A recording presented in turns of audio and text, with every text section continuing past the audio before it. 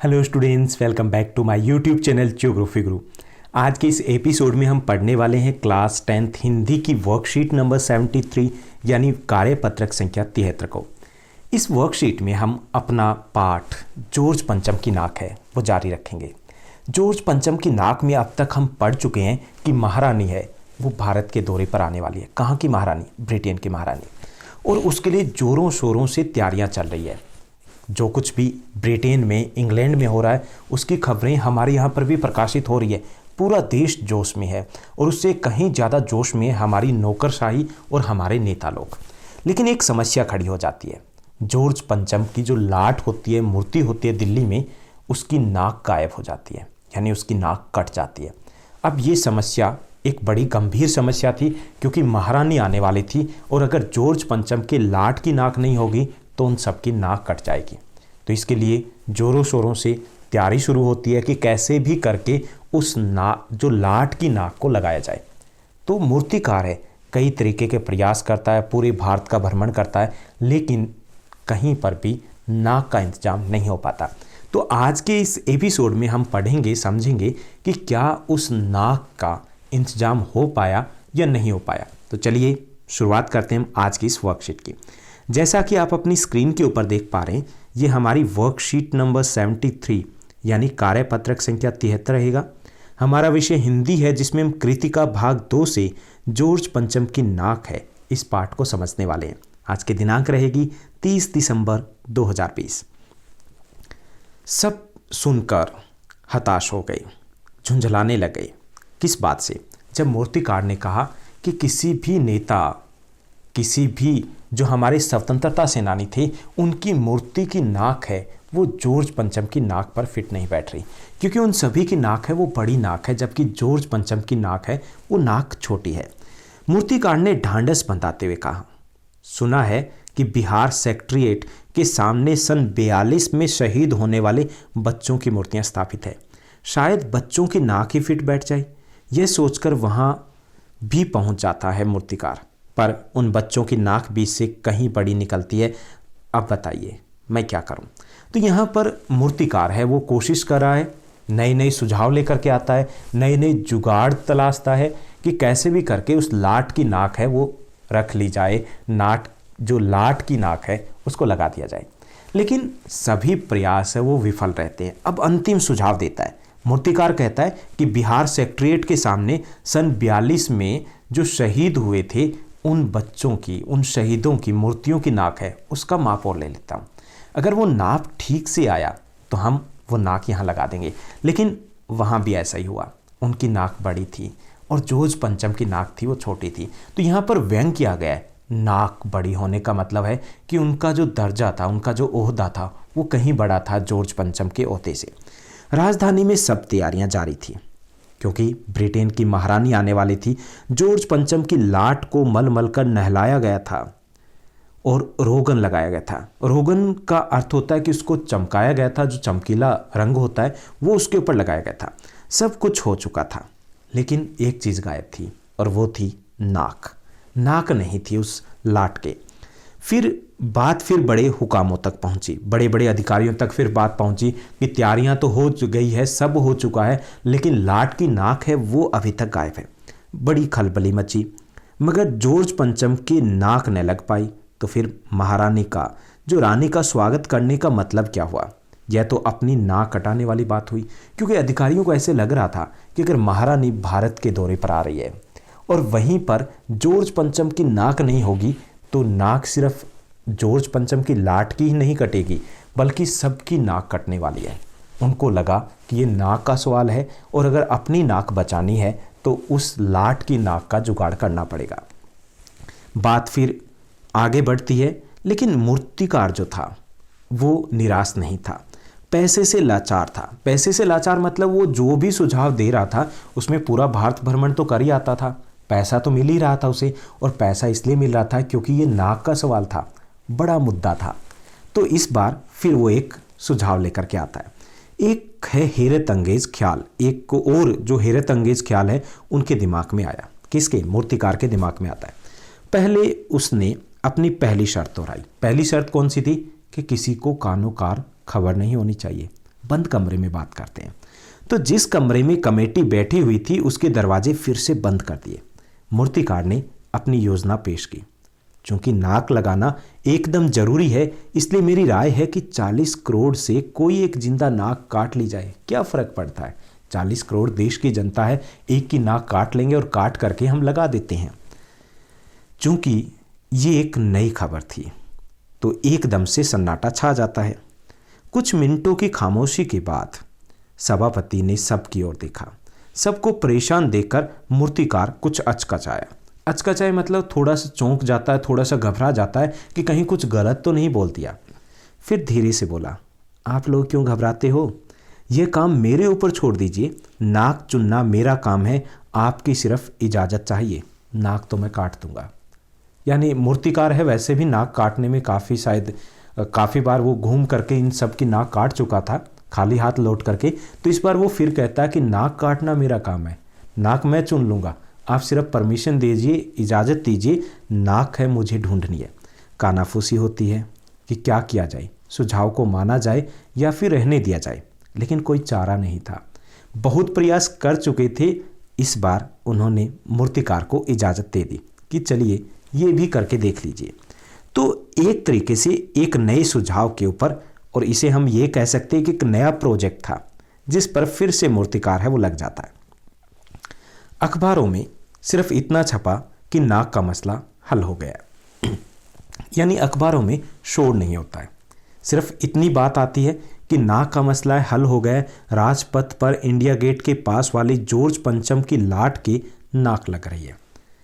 उससे ज़्यादा शोर नहीं हुआ।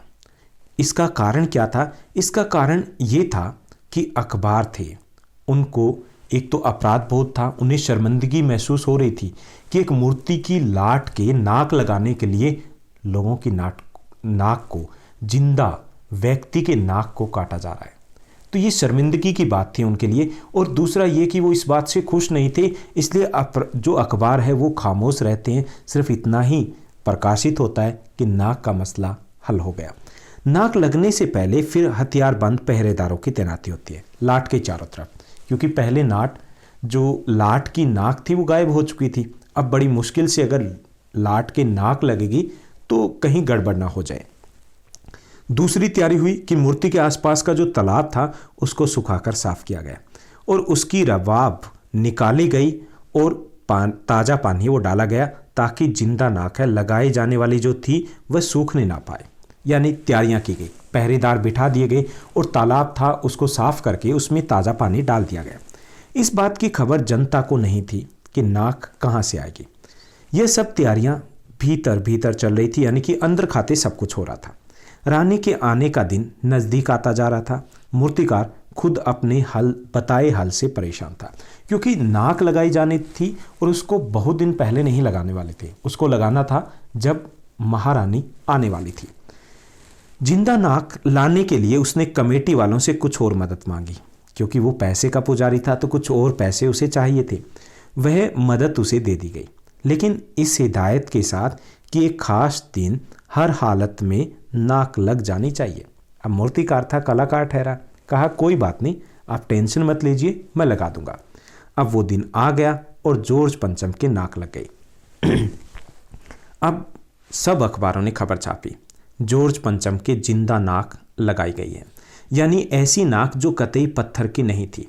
यानी खबर को गोलमाल कर दिया गया।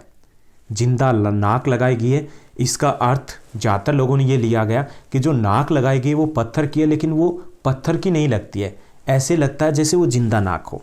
लेकिन उस दिन अखबारों में एक बात और गौर करने की थी। उस दिन देश में कहीं भी किसी उद्घाटन की खबर नहीं छपी थी, किसी ने कोई फीता नहीं काटा था, कोई सार्वजनिक सभा नहीं हुई थी, कहीं भी किसी का अभिनंदन नहीं हुआ था, कोई मानपत्र भेंट करने की नौबत नहीं आई थी, किसी हवाई अड्डे या स्टेशन पर स्वागत समारोह नहीं हुआ था, किसी का ताज़ा चित्र नहीं छपा था। ऐसा लगता था अखबार में मातम छाया हो। क्यों? ऐसा इसलिए था क्योंकि अपराध बोध से ग्रस्त थे जो समाचार पत्र थे, अखबार थे, क्योंकि वो इस बात से खुश नहीं थे कि एक जिंदा व्यक्ति की नाक को काट करके एक मूर्ति की नाक को लगाया गया था। उन्हें शर्मिंदगी भी महसूस हो रही थी कि वो महारानी के आने में इतने ज़्यादा वो उस नशे में मशगूल हो गए कि वो अपनी नाक को कटा बैठे। सब अखबार खाली थे। पता नहीं ऐसा क्यों हुआ। नाक तो सिर्फ एक चाहिए थी और वह भी बुद्ध के लिए। तो यहाँ पर फिर व्यंग किया गया कि नाक तो सिर्फ एक चाहिए थी लेकिन कट गई 40 करोड़ भारतीयों की नाक, क्योंकि जिंदा व्यक्ति की नाक जब मूर्ति के ऊपर लगाई गई तो सब भारतीयों की नाक का सवाल था और सबकी नाक कट चुकी थी। उन अखबार वालों के नाक भी कट चुके थे। तो ये था हमारा आज का गद्यांश, जिसमें हमने पढ़ा कि अंत में किसी भी तरीके से जॉर्ज पंचम की नाक लग गई थी। अब हम प्रश्नोत्तर की तरफ बढ़ते हैं। आज की इस वर्कशीट में हमें आसान से 5 प्रश्न दिए गए। पहला जो प्रश्न दिया गया कि जॉर्ज पंचम की नाक को फिर से लगाने के लिए मूर्तिकार ने क्या क्या प्रयास किए। बहुत सारे पापड़ बेले थे। तो पहला क्या किया कि जॉर्ज पंचम की लाट की नाक को लगाने के लिए मूर्तिकार ने सबसे पहले उस पत्थर को खोजने का प्रयत्न किया जिससे वह मूर्ति बनी थी। फिर भारत के सभी पहाड़ों और सभी महापुरुषों की मूर्तियों का निरीक्षण करने के लिए पूरे देश का दौरा किया। अंत में जीवित व्यक्ति की नाक काटकर जॉर्ज पंचम की मूर्ति पर लगा दी गई। उसके बाद दूसरा प्रश्न दिया गया कि नाक लगाने से पहले क्या क्या तैयारियां की गई।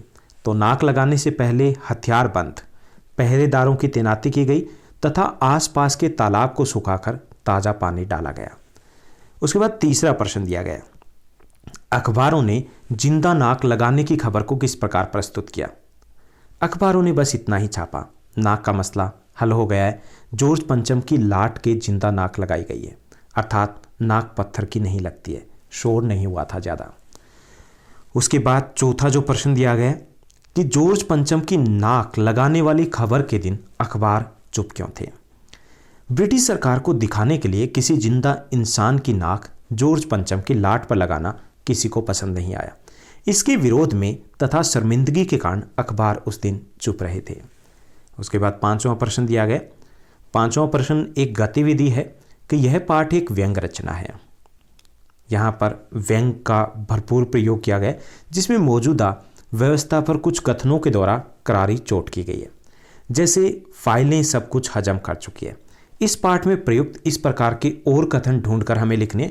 वैसे तो पूरा पाठ है वो इन्हीं कथनों से भरा हुआ है, लेकिन हमें 5-6 कुछ कथन है लिखने होंगे। तो चलिए हम देखते हैं कौन कौन से कथन हैं जो इसी प्रकार से करारी चोट की गई है।